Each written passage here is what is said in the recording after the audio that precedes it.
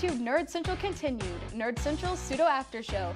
Let's go straight to the next installment of Digital Dreams, Anime Academy, taking a bite in Scary Movie 101. Welcome back to Digital Dreams with your host, Devin Van Zant. This week we're moving into Season 4 of the anime, Digimon Frontier. I've got to be upfront about this one, I don't like it much. I know it's kind of a fan favorite in some circles, and I'm aware of the analog it draws with the original Adventure series, but I just don't get it. I think it has a lot to do with the quality of the English dub. I don't know. There is a lot that I respect about it, so I'll try to be objective in my storytelling. In our third alternate timeline so far, 5 kids who have no knowledge of Digimon whatsoever are given instructions on their cell phones to ride a specific subway train. Once they begin their train ride, the world around them disappears and they make their way into the digital world, their cell phones now transformed into detectors. I guess I should mention that that's this season's thing. Season 3 was about cards and video games, Season 4 is about Nokia phones and trains. Go figure. So it turns out there are a bunch of legendary warriors that have been turned into spirits or possessed by an evil force. Rather than pairing with partner Digimon, the kids undergo a process more similar to the last season's biomerging and spirit evolve their own bodies with the power of the spirits. There are warrior-style spirits, beast-style spirits, and fusion spirits that take advantage of both sides of the spectrum. The kids spend a good amount of time tracking down the rogue spirits and collecting their data until they find one of the angel Digimon has become evil and was pulling the strings the whole time. Most of the other useless lackeys, including a long-lost twin brother straight out of a soap opera, give their spirits to the only 2 characters that matter, and they go on to fight 2 members of a group called the Royal Knights and their boss. There's a lot of cool stuff in this show and also a lot of garbage, but do you know what it does have? A burger episode. That's right, there's a straight-up Top Chef Triple D crossover episode, and every cast member creates a special cheeseburger to sate a giant wood lizard's lust for digital beef. I like this episode a lot. Anyway, all the kids combine into one giant Mechazord that looks a lot like Omegamon, doesn't he? They have one final battle against, Satan, I guess? And they save both worlds. The spirits turn back into the appropriate warrior, and we learn that some of the kids' personalities have rubbed off. The kids return home 20 minutes after their trains left and bring Soap Opera Kid back to life.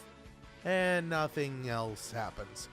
Like I said, a lot of people really like this season, but I feel like a lot of the ideas were poorly executed, and there was a lot of unneeded mystery and drama.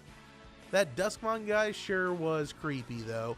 Well, stick around next week and we'll talk an all-new art style with a familiar face.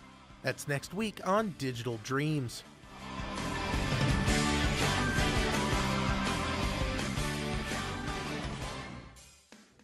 Hello and welcome to this week's segment of Anime Academy. I'm Drew, and in this segment we'll be talking about anime openings and how they get us excited to see what's to come.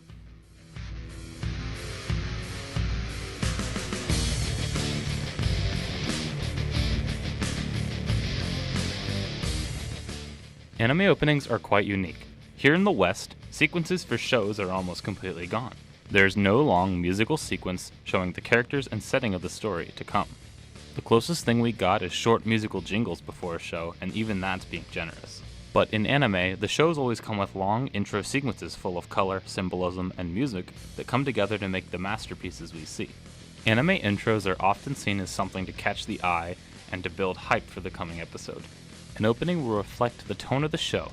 Like if a series is more thought-provoking, the openings will tend to be less action-packed and focus more on symbolism. Shows that have more action tend to have action-packed music and cool, colorful animations and fight scenes in them to get the viewer hyped and full of energy. Some examples of shows with action-packed openings are Naruto and Dragon Ball. Some shows have openings that are full of the sense of adventure, with clips of characters walking around the world and meeting new people. A great example of this type of opening would be in Hunter x Hunter. A great example of a show that consistently has great openings is JoJo's Bizarre Adventure. The openings to JoJo are an absolutely perfect example of a show that takes openings seriously.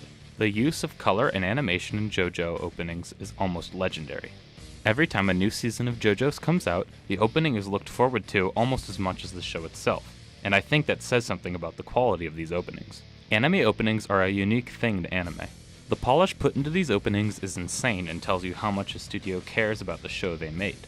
They can be full of action and rock music, or they can be full of symbolism and deeper meaning.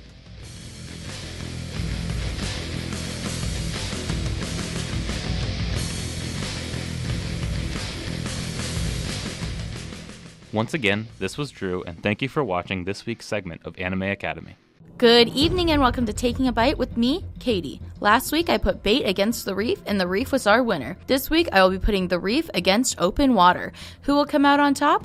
That's what we are here to find out. Open Water is about Daniel Kittner and Susan Watkins, a couple who go on vacation. On their second day, the couple decide to go scuba diving with a group of 20 people. They take a head count and send people out to go scuba diving. The couple decide to stray away from the group. The scuba divers are called back to the boat and the head count was taken, but they counted wrong. The group left the site. When the couple emerges, they notice that the boat is gone. They try not to panic by thinking that the boat will come back for them. Eventually, they realize that they've probably drifted too far from where the dive scene was, and the boat is not coming back for them. Then they see that there are sharks circling below. Jellyfish start to appear and sting both of them. Sharks are coming closer. Susan receives a small shark bite that she barely notices. Daniel goes to check on it and sees that there are small fish feeding on her wound, but Daniel doesn't tell her that. Later, Daniel receives a shark bite and starts to bleed profusely. Susan removes her weight belt to try to apply pressure on Daniel's wound. He then goes into shock. As night comes, a storm approaches and the sharks return and kill Daniel. Back at the island, they notice the couple's belongings are still on the boat and they send out a search party. Susan realizes that Daniel has died. She releases him into the water and sharks begin to feed on him. Susan is on her own now. She looks below the surface and sees that there are large sharks below her. She looks one more time to see if anyone was coming to rescue her. With no one in sight, she decides to remove her scuba gear and drown underwater. The last scene shows a fisherman cutting open a shark and finding Daniel and Susan's camera. Overall, I really do like this movie. Like The Reef, this movie was based off of true events, which I really enjoy. Open Water also uses footage of real sharks and avoid the use of CGI. I also like that it isn't just one shark. There were multiple sharks and a bunch of different fish. They really wanted to try to capture the experience of the true story. Since this movie was based off of a true story, they wanted it to seem as real as possible. What I didn't like about this movie is there weren't really any shark attacks, at least that were shown. When Daniel got attacked by sharks, you would see him struggling or getting pulled underwater, but most of it was in the pitch black. Also, like The Reef, a lot of the movie looked similar. Once again, I know they are in the middle of the ocean, so there really isn't much else they can film, but it does get repetitive. Alright, it's that time again. It's time for another Shark Showdown. The Reef versus Open Water. Who will be tonight's winner of the Shark Showdown? Can I get a drum roll, please? The winner of this week's Shark Showdown is The Reef. Although they are similar in some aspects, I feel like The Reef was a lot better. I like that in The Reef you actually get to see a shark attack. I mean, what's a shark movie without a shark attack? Tune in to Taking a Bite next week where I will be putting The Reef up against Deep Blue Sea. Hello and welcome back to Scary Movie 101. I'm your host, Bailey Ramsier, and this week we'll be looking at the 2018 film, Halloween. So this is your spoiler warning. In the beginning, two journalists make their way to see Michael Myers before he is transferred to a new holding facility.